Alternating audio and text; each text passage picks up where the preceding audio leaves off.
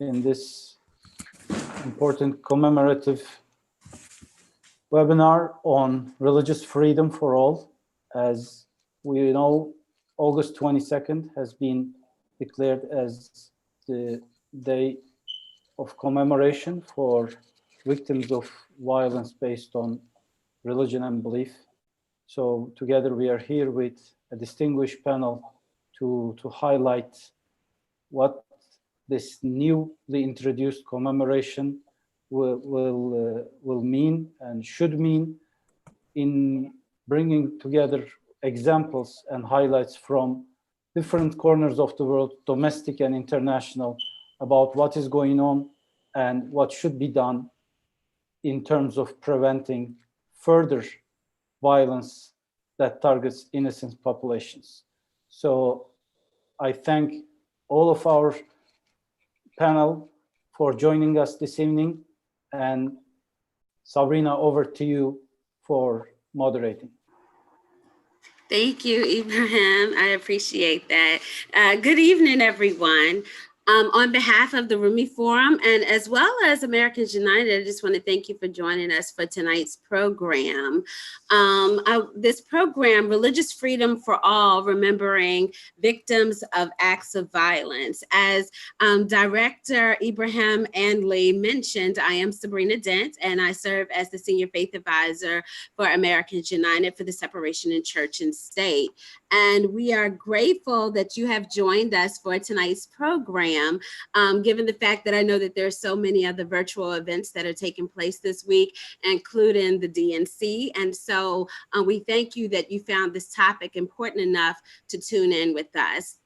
And so I'm grateful for your presence. Tonight's program reminds me that one's presence and existence in the world and society many times is often taken for granted. Sometimes that is based on who you are, what you look like, where you come from, how you believe, and even who you love. On August 22nd, 2019, the ninth Secretary General of the United Nations, Antonio Guterres, called for an end to the persecution of religious groups by declaring an international day commemorating the victims of acts of violence based on religion and belief. He stated that the day was created in response to an increasing number of attacks against individuals and groups simply targeted because of their religion or belief around the world. So we know that around the world, most people do acknowledge that everyone has the right to freedom of religion or belief. And is also written in the First Amendment of the US Constitution that affirms this constitutional right, as well as Articles 18, 19, and 20 of the UN's Universal Declaration of Human Rights affirms that everyone has the right to freedom of thought, conscience, and religion.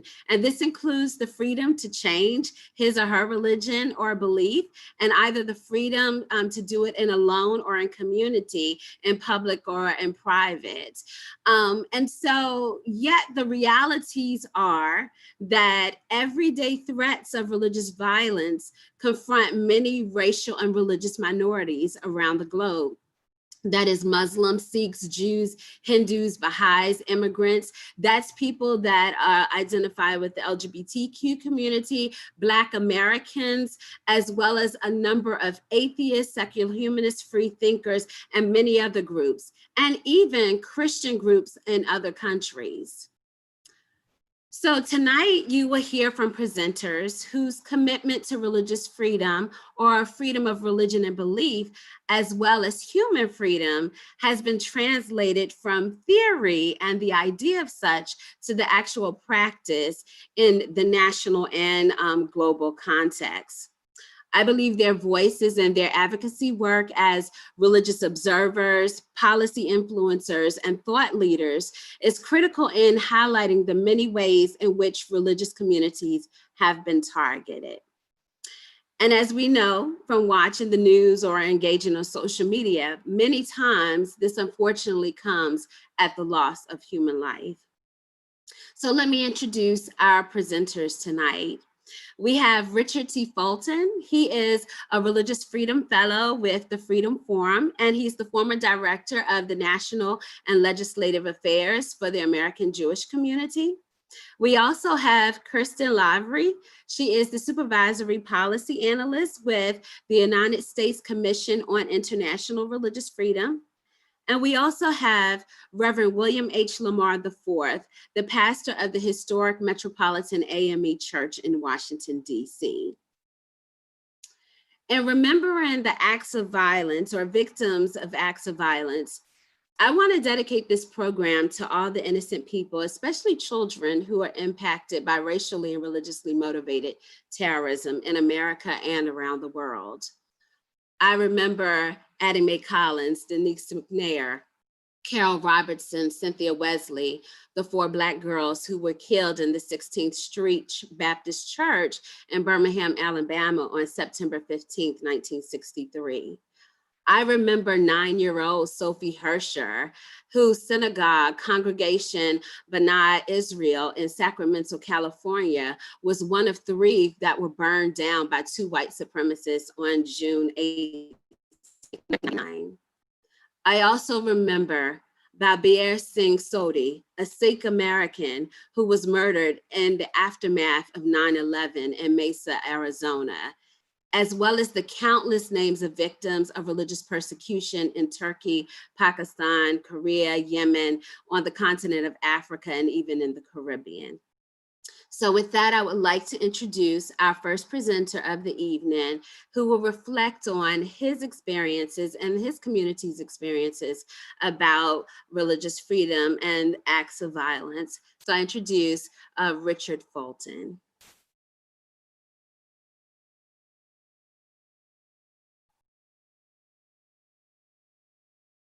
Richard? Richard, you're muted. Okay, now I'm not muted, I hope. Great. So I want to start beginning by thanking Sabrina, who's been a great colleague at the Freedom Forum and who's a champion of religious liberty, and also the Rummy Forum, with which I've long worked, and I'm delighted to be here as part of your program. So the title of my program is Victims of Violence, the Imperative to Remember and Not Forget. And this comes from a portion of the Torah, which commands the Jewish people both to remember and not to forget Amalek, which on the road from Egypt to the land of Israel beset the weakest, the stranglers, among the children of Israel. Why this double formulation?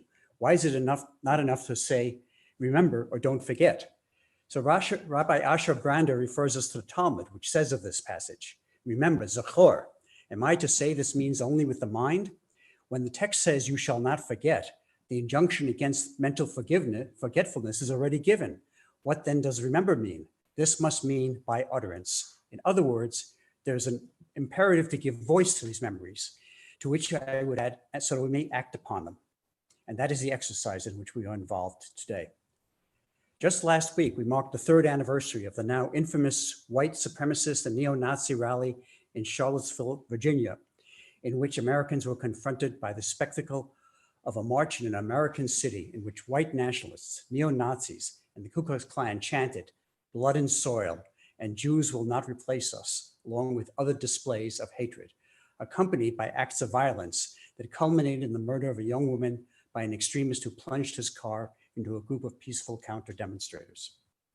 It was a sight that appalled Americans of good faith, all Americans of good faith, but had special resonance for this child of Holocaust survivors, who only through the grace of God lived to come to America, where they began new lives, with their parents, among many other relatives, having been murdered in the Shoah. And last week, as too often in recent years, was the desecration of a synagogue, this time in Harrisburg, Pennsylvania, where 2 red swastikas were painted on the front of Kesher Israel congregation. These 2 incidents are but the bookends of a series of hate crimes and hate speech that has been directed at the American Jewish Committee over these last years, some with deadly consequences. Jews were shot to death at Shabbat prayer in their synagogues by hate-filled white nationalists in Pittsburgh and Poway, California. And visibly Orthodox men and women have been violently attacked in Brooklyn and Muncie, New York, and shot in Jersey City, New Jersey, with some of the perpetrators linked not to white supremacy, but the virulent anti-Semitic ideas promulgated by Louis Farrakhan and the so-called Black Hebrew Israelites. And here I want to say, these should not be confused, God forbid, with the Jews of color who are a growing and welcome part of our community. These awful events are but part of a broader trend in hate crimes and incidents directed at Jews. The Anti-Defamation League reports that 2019 brought the third highest spike since it began tracking such incidents several decades ago. While Jews make up less than 3% of the American population, for many years, according to the FBI, more than half the reported hate crimes based on the religion of the victim have targeted Jewish people or institutions. A recent American Jewish Committee report found that some 35% of American Jews said they had experienced anti-Semitism in the past 5 years, and 1/3 reported concealing outward indications of their being Jewish. Anti-Semitism is, of course, not new to the United States, but in the wake of World War II, it perhaps became unfashionable to express anti-Semitic sentiments too openly. But today, to quote a recent article by Gary Rosenblatt for The Atlantic, there is a new level of fear, of palpable fear, anger, and vulnerability among American Jews, with attacks, verbal, physical, and in 2 tragic cases, fatal, coming from the far left and the far right of our own society, and from attackers whose only common denominator is hatred of Jews. We had believed, he says, that such worries were relegated to our brothers and sisters in Europe, with its centuries of ugly history of Jews' hatred and pogroms culminating in the Holocaust. But now Rosenblatt asks, is it still safe to be a Jew in America? Even with the increase in anti-Semitic incidents, it is essential to acknowledge, as Rosenblatt implicitly does, that the situation of American Jews still pales to what is happening across the ocean. The great bulk of US anti-Semitic incidents, and many in other countries as well, have been linked to a white supremacist ideology that targets Jews, Muslims, and people of color, and that identifies immigrants as, in the words of the alleged Pittsburgh shooter, invaders that kill our people. In this country, at least, when Jews are subjected to violence, we see condemnations and expressions of solidarity from across the religious, ethnic, and political spectrum, as well as calls that have come from many quarters for the US administration to devote resources proportionate to the nature of the threat and to avoid the use of rhetoric that deliberately or not emboldens extremists. However, if there's one great gap in these expressions of solidarity, it has been the tendency for each side of our political spectrum to be much quicker to see the mote in the other's eyes than in their own. The danger does not come solely from white nationalists, although the danger is assuredly there. By orders of magnitude, the greatest threat to Jews has come from white nationalists.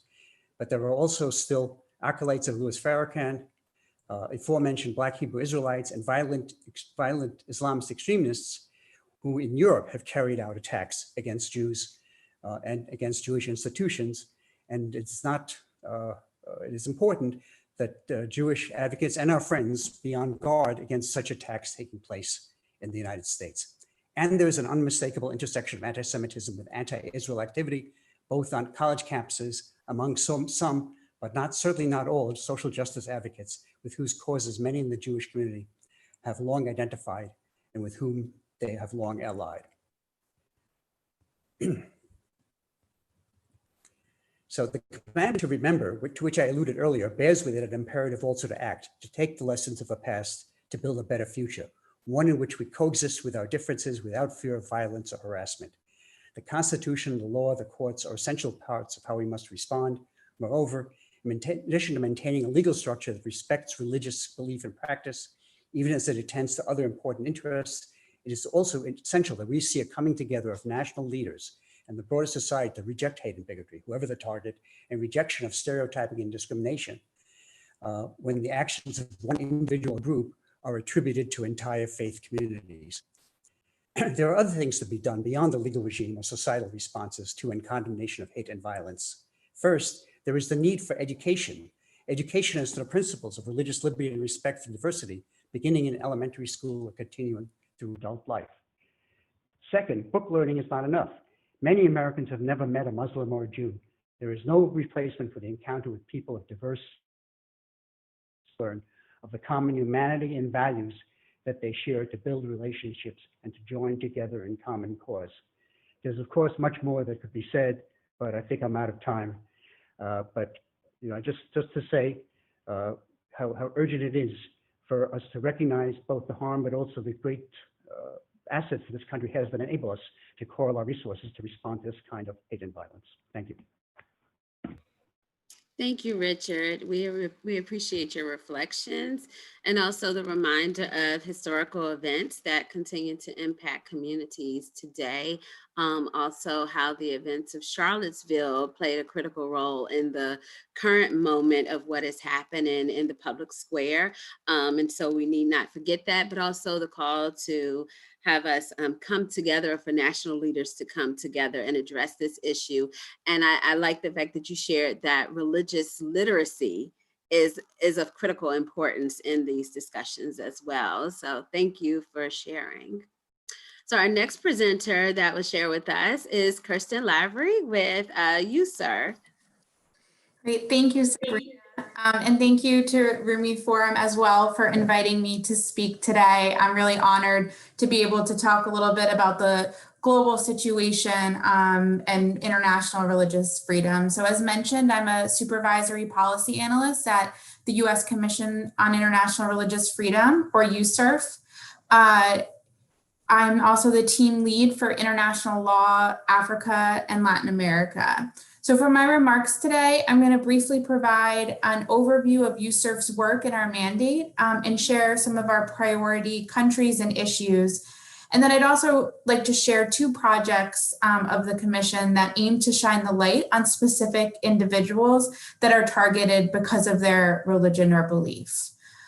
So to start, for those of you who aren't familiar, USERF is an independent and bipartisan federal government agency that was established by the International Religious Freedom Act, or IRFA, in 1998.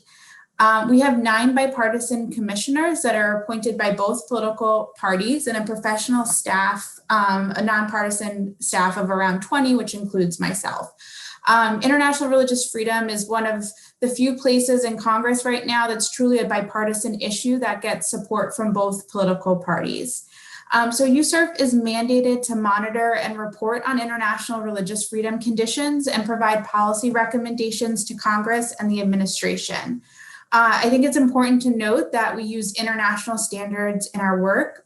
So we rely heavily on Article 18 of the Universal Declaration of Human Rights and the International Covenant on Civil and Political Rights, which Sabrina mentioned, which I think it's important to emphasize that this protects the freedom of religion or belief for people of all faiths and of no faith at all. And so this really grounds the work that we do. Pursuant to IRFA, we're required each year to issue an annual report by May 1st. And so our report focuses on the worst of the worst countries for religious freedom. We document specifically religious freedom conditions in countries where the government either engages in or tolerates particularly severe or severe violations of religious freedom, along with certain non-state actors that are generally terrorist groups. And provide policy recommendations about how the US government can address these issues and advance religious freedom in these countries. So our annual report from 2020 focused on 29 different countries, including China, Iran, Cuba, Nigeria, and raises awareness about religious communities that were persecuted around the world. So I'm not going to list off all the countries and the issues, but I really invite those that are interested to go to userf.gov and take a look at the report. We shortened it this year, so each country is only 2 pages. So it's a pretty quick read, and you can really learn a lot about the situation for religious freedom around the globe by reviewing it. In addition to our country-focused chapter, we added a new section this year that summarizes key trends and developments in religious freedom. And so there's 2 trends that I'd like to highlight. We don't focus domestically at all and analyze or document religious freedom countries within the US, but I think these 2 trends kind of help put some of the discussion into a global perspective. And so, as was mentioned by Richard, there's been a global rise of anti-Semitic incidents around the globe. We've documented incidents of discrimination, defamation, Holocaust denial, hate speech, and vandalism of synagogues and cemeteries. And so while this is happening globally, it's a particular problem in Western Europe. And so a trend or a statistic that kind of emphasizes that is that in 2019, 4 in 10 young Jewish Europeans reported they had considered immigrating from their country because they were so concerned with their safety. The second trend that I'd like to note is a spike in attacks on houses of worship. And so last year in 2019, there were several high-profile massacres directed at worshipers in Sri Lanka, New Zealand, and Germany that made global headlines. But there were also many attacks in different countries in the world, such as Egypt, Pakistan, India, Indonesia, Iraq, Afghanistan, Nigeria, and Burkina Faso, just to name a few. And so USERF, as I mentioned, these are really two of our priority areas. And I think it's really important on this day that we honor and remember victims of both types of these discrimination and violence today. The last point I'd like to make about our annual report is I'd like to highlight some of the statistics that really can help put into perspective the scale and the horror of the global attack on religion. In China, there's currently almost 1 million Muslims that are in concentration camps. There's almost 1 million Rohingya Muslims that have been forced to flee from Burma and now reside in refugee camps in Bangladesh. In Russia, there were 489 raids in 2019 directed against the home of Jehovah's Witnesses. There's 50,000 Christians held in prison camps in North Korea. And in Saudi Arabia, there were 37 Shia Muslim protesters executed. And when we mention and talk about these statistics or country conditions more generally, it's really easy to forget that each number represents a person. And so that's one of the reasons that this day is so important, is because it really humanizes and puts a face on the issue. So with that being said, I'd like to just quickly highlight 2 of our programs that aim to shed the light on victims that are targeted because of their faith. And so we've been told many times by victims that one of the hardest things is the feeling that they've been forgotten. So we're really committed to sharing their stories and to continuing to fight on their behalf. So the first project is the Religious Prisoners of Conscience Project, or RPOC, which highlights individuals in a range of countries and from a range of beliefs who have been imprisoned for exercising their religious freedom. USERF commissioners will adopt these prisoners and advocate for their release both publicly and privately. So testifying to Congress, writing op-eds, but also talking to the foreign governments and trying to push so they will be released from jail. An example of someone that's in our program right now is a woman named Gulmira Amin, who's a Uyghur Muslim that was adopted by USERF Commissioner Anurima Bagava. So as part of the Chinese Communist Party's crackdown on religion, as I mentioned, there's a nearly estimated 2 million Uyghur Muslim and other groups that are detained in concentration camps in China.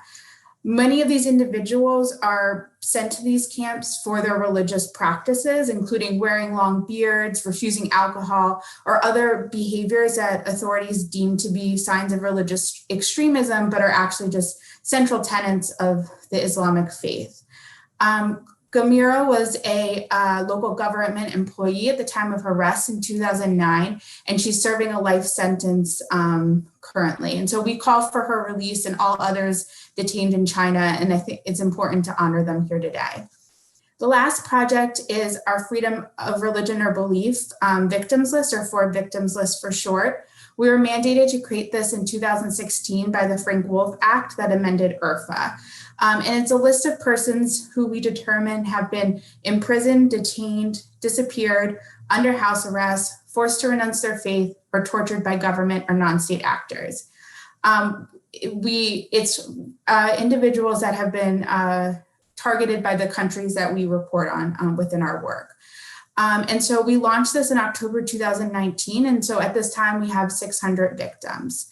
So I encourage people to go to userf.gov/victims list and take a look at the individuals that we have on our list. If you have information about additional people that you would like to submit, there's an intake form at the bottom of the screen that you can use to submit their information. So I hope that you guys will take a look and interact with some of our resources to shine a light on the people around the world that are really targeted just because of their faith. Thank you. Thank you, Kirsten. I appreciate you sharing information about the structure in which and how USERF works in terms of the commissioners, at the same time for providing the sobering information about the lives that are lost. Like, these are not just statistics, but these are human beings that are being lost because of their beliefs. And so thank you for sharing that information and providing resources for us to engage. So I will ask if you could put that in the chat bar for everyone to see the website where they can access that information. I would greatly appreciate it. At the same time, while I'm stating that, I would say I would encourage participants that if you have questions after Reverend Lamar presents, to please put those in the chat bar and we'll address those questions because we will have some time for Q&A. But with that, I would like to introduce Reverend William H. Lamar, who is the pastor of Metropolitan AME Church here in Washington, D.C. At the same time, I failed to mention that he is also my colleague and worked with me on the Religious Freedom African American Perspectives Project that was funded by the Henry Luce Foundation through the Religious Freedom Center. So with that, I introduce my friend and colleague, Reverend Lamar. Thank you, Dr. Thank you also to the Rumi Forum and to all of you for this opportunity to share. I want to begin my remarks by saying that the only way we move forward, especially here in the United States, is to begin to understand how religion and colonial conquest and violence are wed together inextricably in American history. So we have to move from hagiography to true history. And the history of the founding of America is the history of religious violence from the very first contact of Europeans with indigenous persons upon this land. And so when the Europeans came seeking land, seeking treasure, they came with the imprimatur and the blessing of the church, the blessing of the Catholic Church, which had stated to them that indigenous peoples and African peoples were able to be plundered and pillaged, used for their labor, and denied their basic human rights, their basic ability to thrive. And so what we find on the continent in Imperial America is that there were religious practices when Europeans came. The indigenous people had multiple theological systems and cosmologies, but they were immediately denigrated. They were immediately forced to convert, immediately used because they did not assent to the European ways, the European theologies. And so that religious excuse was used to plunder, was used to pillage, was used to destroy. And what we have to understand is that there has been an unbroken use of religion in the service of violence in the United States from its founding. And so people of faith and people of goodwill have to be willing to move beyond the propaganda that this nation was founded in freedom and justice and liberty, and understand that religion was used as a club, as a tool, as an instrument of violence to dislocate human beings, to destroy their indigenous ways of being, thinking, and doing. And so one of those ways it was manifest first among the indigenous, and then upon the Africans who were brought here. All of those who were importing the enslaved and using their labor were good Christians who were okay with violence, who were okay with death, who were okay with extracting labor at any cost.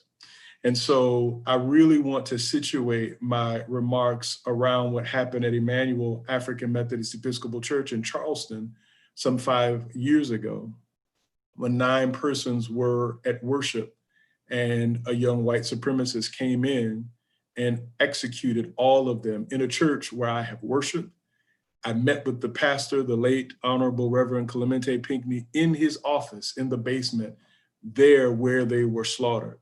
And we can see in the actions of Dylann Roof the unfolding of American history.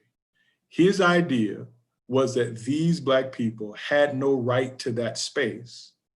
His idea was that because they had no right to that space, his religion and his ethnicity allowed him to remove their bodies from the space with the use of violence. And so he's not innovating, but he is reenacting something that is very American, and that is using religion and violence to move people from spaces that you claim as your own and to purge them in their very existence. So this unbroken assault on Black bodies in America is a religious assault, is a Christian assault, because the symbols of Christianity, the language of Christianity has been hijacked in an American civil religion that expands the power of American empire to take people in space around the world. Those realities of empire and religion and theology must be unwound. And we must be clear that using religious language does not make one religious. And when we see that religion is used for violence, for extraction, to expand the kind of kleptocratic capitalism that we see draining people of resources and livelihoods, that must be checked, that must be called out, and we must not have any space for that kind of abuse of religion. A few more things and then I'll be finished. Most religious realities when coming to America have had to adjust in order to have peace. When Catholics first came to these shores, they were violently persecuted until they themselves found ways to be at peace with the violence associated with whiteness and white supremacy.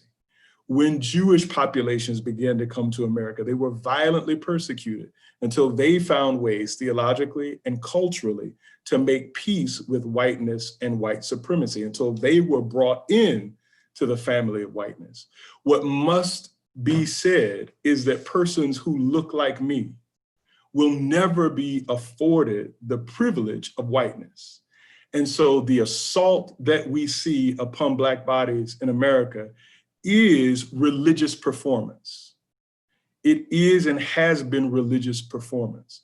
And if you listen to the current politics, the rhetoric coming from the occupant of the White House, using Christian symbols and evangelical Christians who have not broken with this intertwined reality of empire and violence to stir up votes, to stir up anti-Black racism, to stir up anti-Semitism and anti-Muslim behavior, because the idea, the founding principle, is that white supremacy, imperial conquest, and violence go together, religion go together, and that continues to fund the present political moment.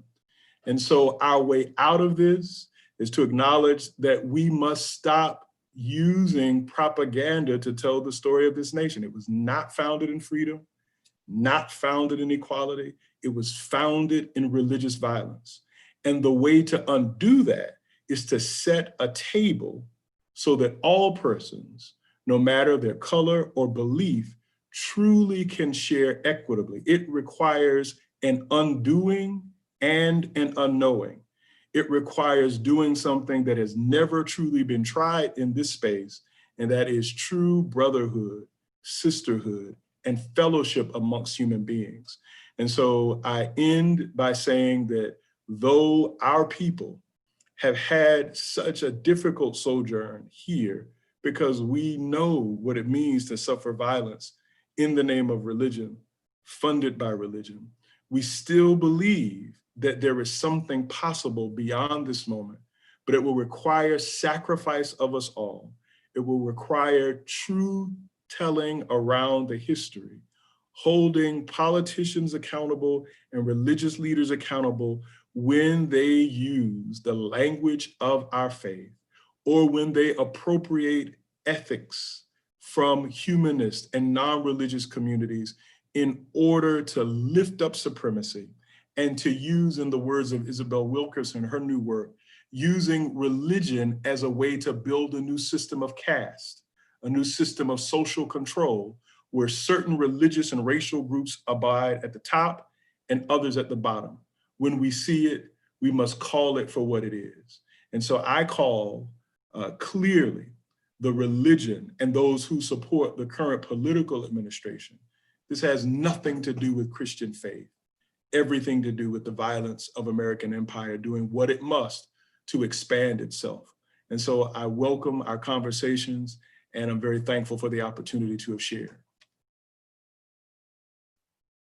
Thank you, Reverend Lamar. Thank you for reminding us, one, that language matters, context and history matters, and that it's important that all voices are heard in this discussion. And so when you're given a different perspective about the founding of the country and religious freedom, as we like to ask the question a lot in the work that we do, whose religious freedom? Religious freedom for who?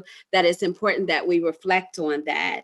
And also thinking about the distinction between of the identity of the empire and what it means to be a part of a religious community as well. And so there is a lot that's intertwined here in the United States. And we've seen that on public display in the last several weeks since we've been in quarantine, and the impact of such and the violence that has the violence that has taken place around the world, but here also the United States. So thank you all for your presentations.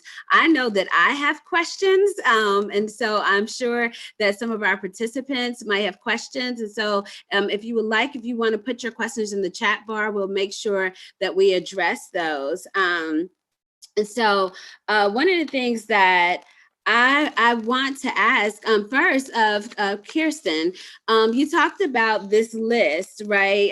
The Freedom of Religion and Belief Victims list, and you said that there's 600 names that are on this list. So what happens? Like, it's nice to have a list and a roster of people. What are the next action steps? Sometimes I recognize that some things that are done on a policy level are on paper, but not necessarily taken. And I'm trying to frame it correctly, but the action steps don't necessarily happen for everyone. So can you say more about what happens with this list, and how is it addressed with the countries that are allowing this type of persecution and violence against individuals? Yeah, so I think that's a good question, and it's the truth that things aren't always followed through in terms of the policy. There's several ways that it's used in the aggregate, especially as we build it up. It's helpful to learn statistics about which faiths are being targeted in specific countries and in regions. But I mean, we have such a small sample at this point. There's millions and more people to put in. We've also found in relation to foreign governments, it's been a useful tool, particularly for individuals. When we mention that they're put on this list, some countries don't care, like China doesn't care. Are doing this and listing China isn't changing their behavior, but there are other countries that do feel a certain level of shame and don't want to be publicly called out like this. So we have had a few incidents where putting people on the list, drawing foreign government attention to it, has resulted in people getting released, which is really amazing and the ultimate goal. A lot of organizations that submit the information also use it. It gives them a certain sense of legitimacy that they have a US government agency recognizing the cases that they advocate for. And so they're able to take it and say, look, USCIRF, recognizes that we have this religious prisoner of conscience in the country or the faith group that we work with, and that helps them in their work as well. Thank you so much. Thank you. Richard, I have a question for you. You talked about the importance of national leaders coming together and addressing these issues. What are some of the examples that are you seeing right now, and especially in this climate of the current administration? and what's happening around the world. Where are some of the ways in which you see or organizations or national leaders have gathered? I know that there is an international summit that was happening this week, talking about religious freedom. So can you speak more to what you've witnessed and what you've been a part of, and even some partners that you've collaborated with? You're on mute, Richard.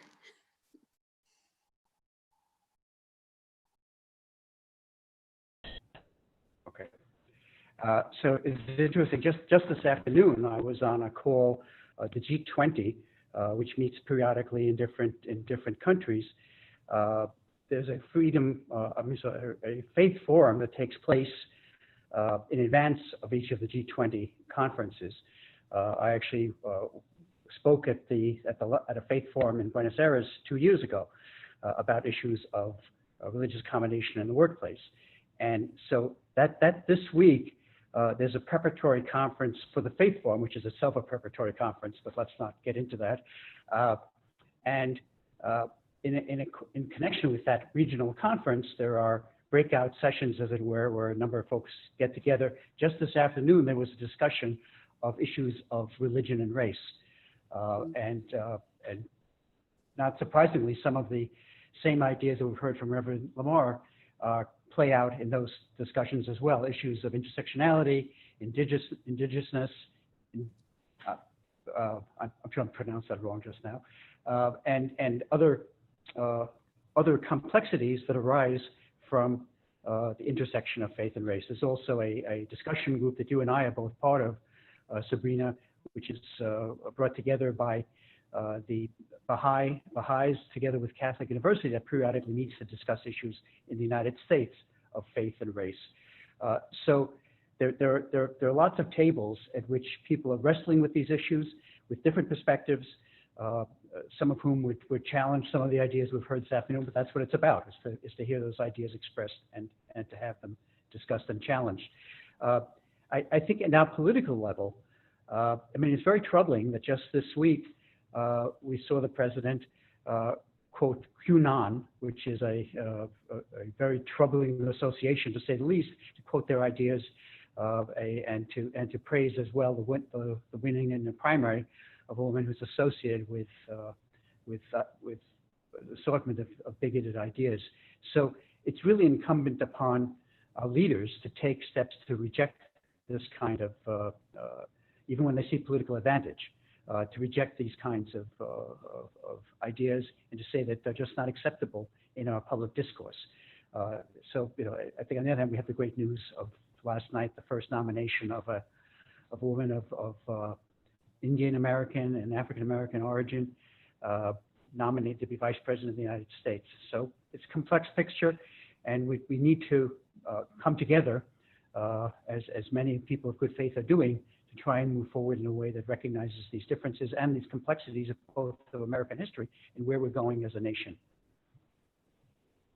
Thank you, Richard. I appreciate that. So I actually participated in one of the G20 events, but well, I watched. That's what I mean by participate this week. So it is important that we engage in the issues and know what's happening domestically and globally, as Kirsten pointed out. Reverend Lamar, you spoke so matter-of-factly, that's the best way to put it, about the importance of history, right? The history, the context, but also the current moment. One of the things that I cannot escape is that happened this summer, which to me was an act of violence that happened, was when Trump stood in front of St. John's Church holding up a Bible. And basically that was after he had protesters tear gas and declared himself the president of law and order, right? So you look at that and you talked about, you know, reimagining what this looks like when the country, you know, wasn't necessarily founded with religious freedom in mind for everyone. What do you think are some of the practical steps that people need to do right now in order to engage and to really take action? Because as the Secretary General talked about, this is about religious freedom for all and valuing everyone's right to freedom of conscience and belief. So what do you think? So I say a couple. I wrote a piece on NBC News about the president holding up the Bible. And again, this is the pattern of American settler colonialism that Dylan Roof reenacted, that Mr. Trump reenacted. Same playbook.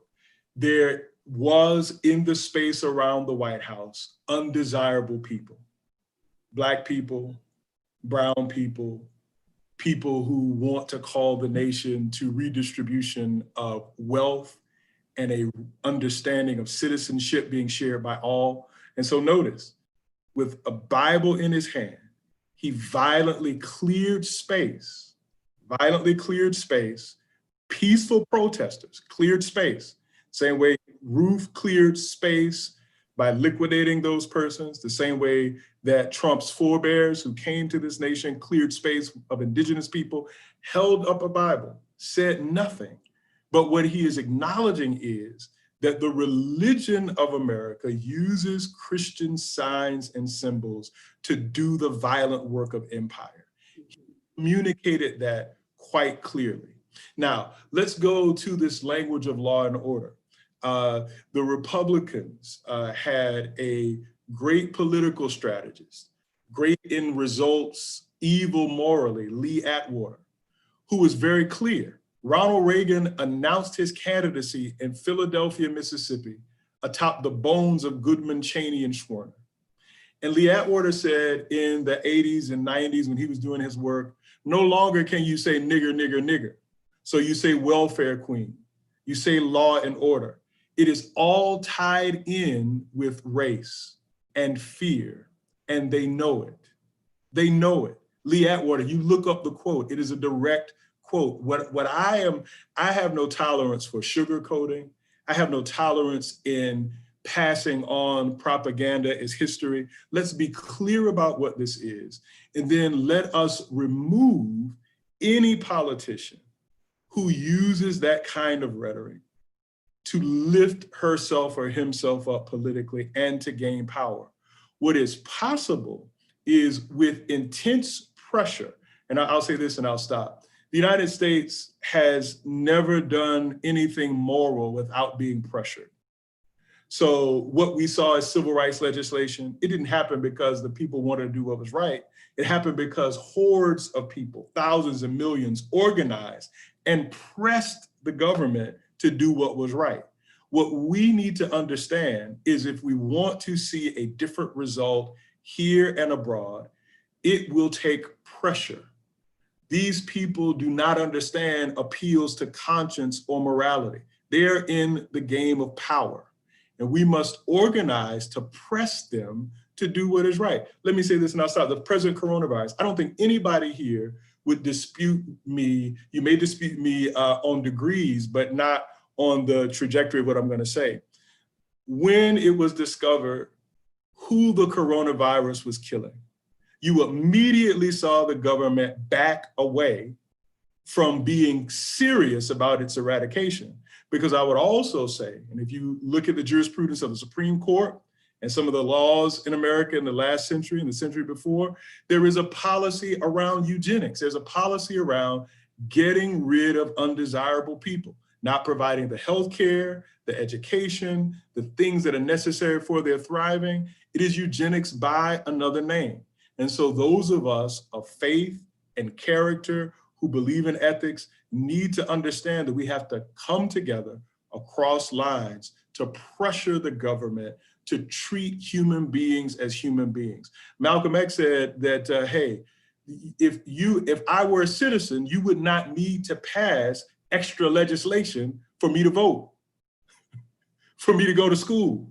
So I have no patience with that. And I believe that if we come together and we're willing to push beyond what we have been told, we can create something new. Thank you, Reverend Lamar.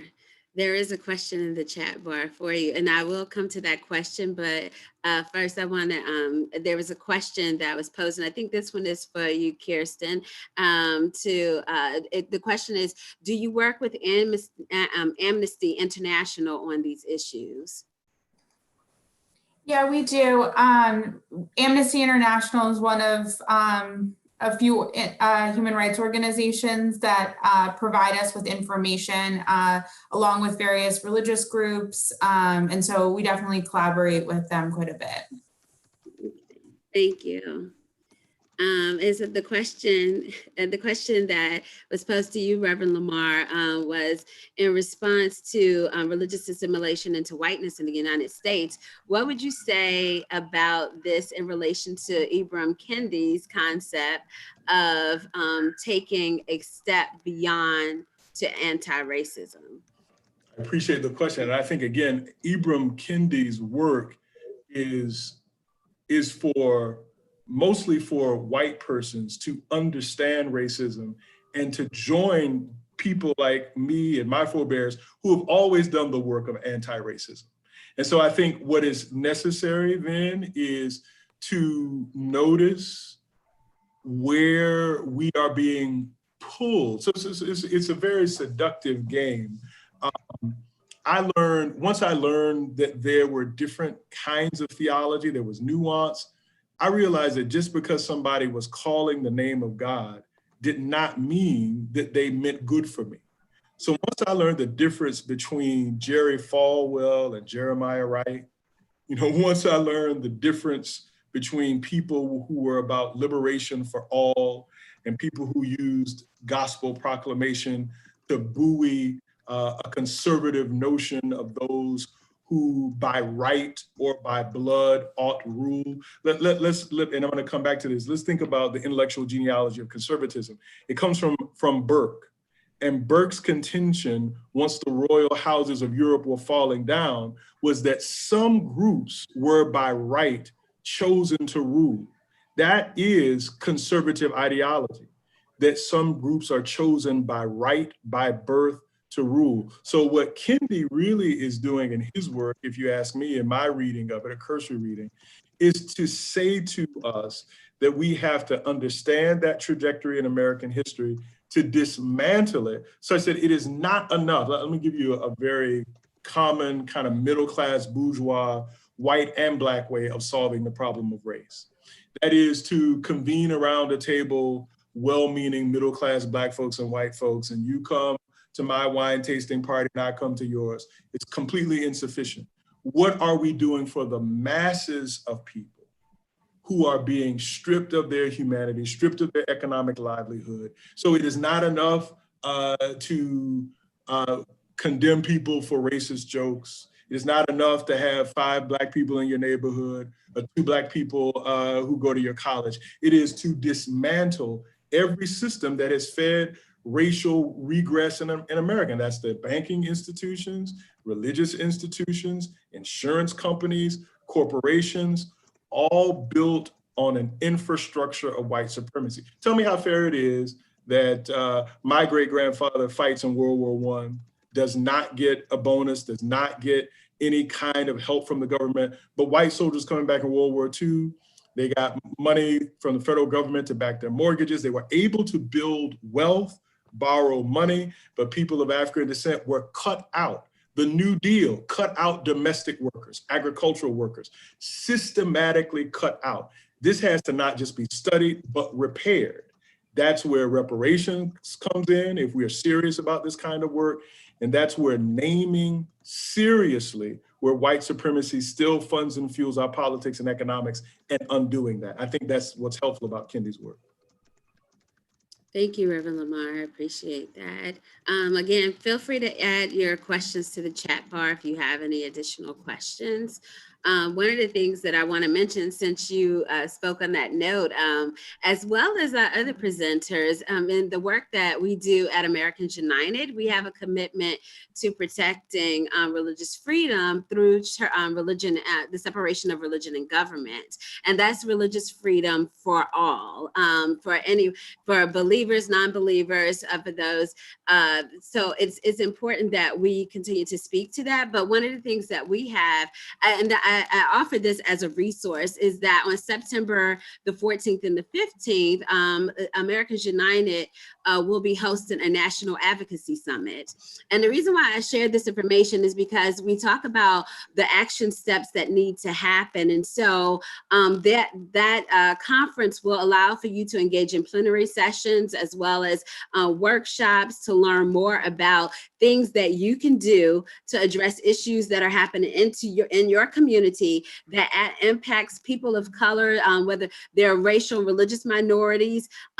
For example, when you think about issues around public schools and private school vouchers, that is something that impacts every child in the United States that attends public schools. And so it's important for you to know what resources are available, what presenters, but to your point of what you were sharing, Reverend Lamar, we actually have a session that I've organized that focuses on dismantling white privilege, talking about race, religious freedom, and Christian nationalism. And so if we talk about these issues and we're honest about these issues, then we can join hands with our sisters and brothers from other religious traditions and none and do the necessary work that needs to happen. But we have to see the humanity in each person.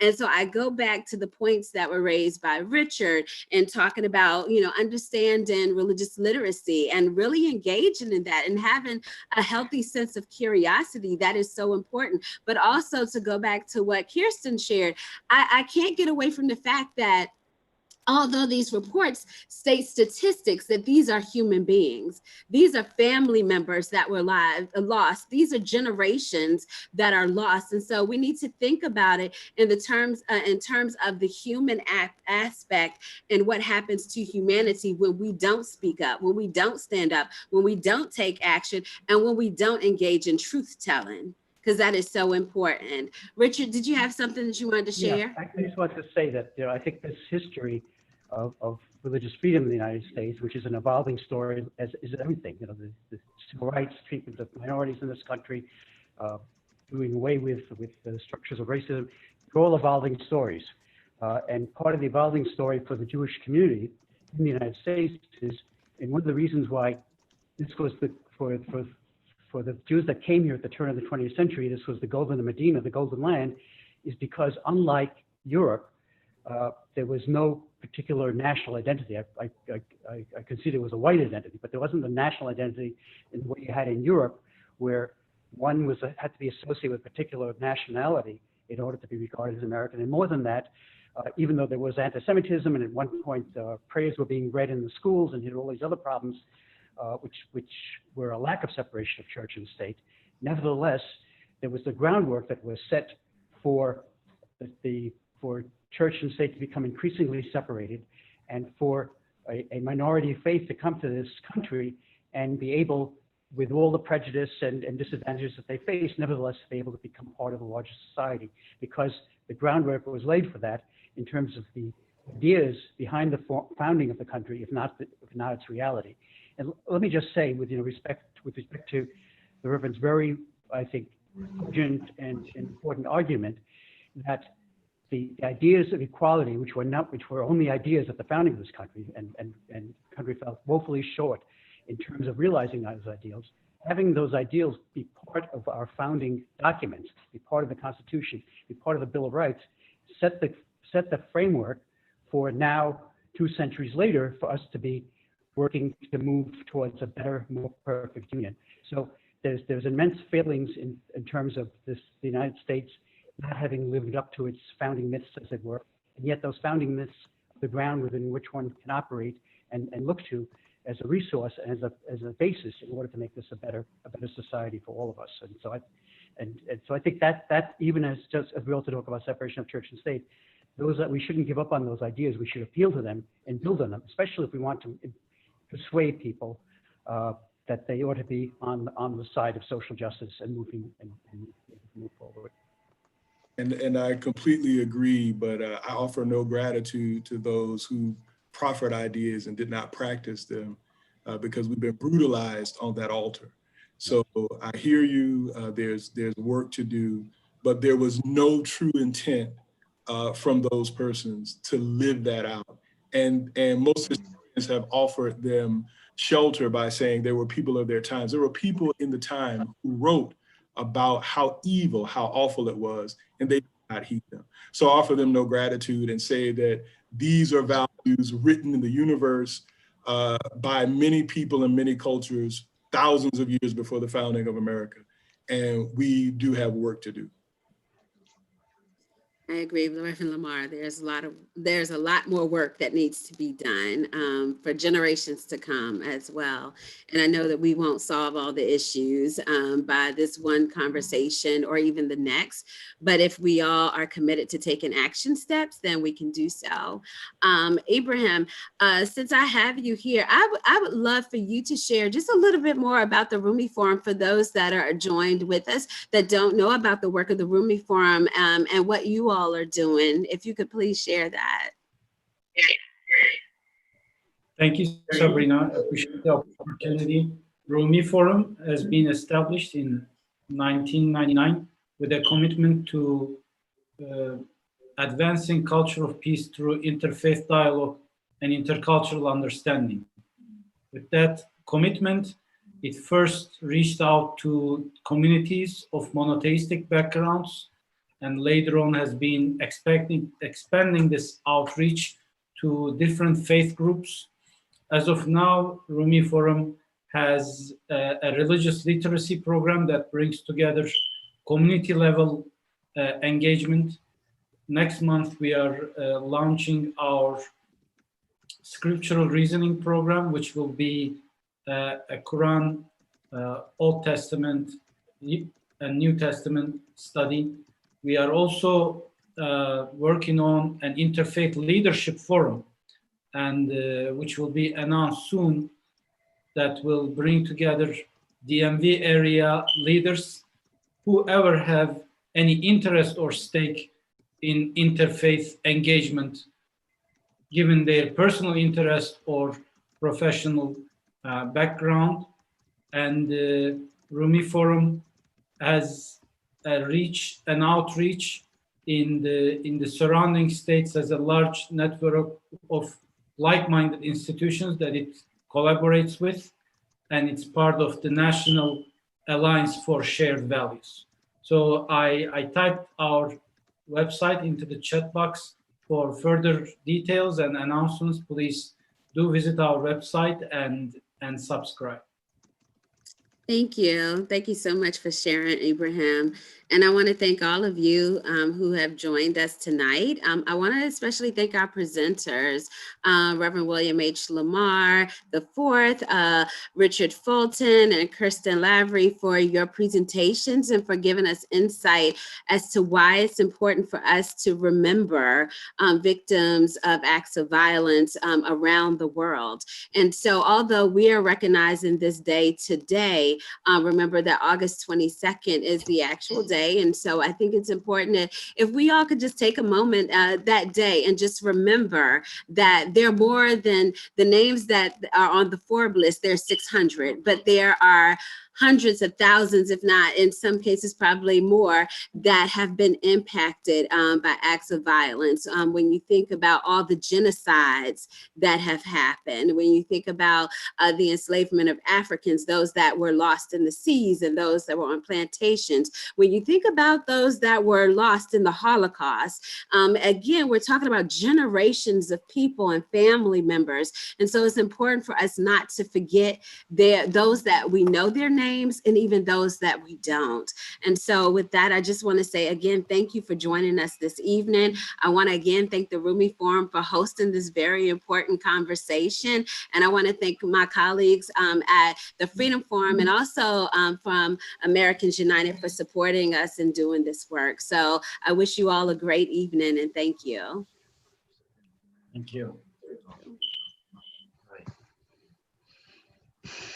They're working down and everybody's going away.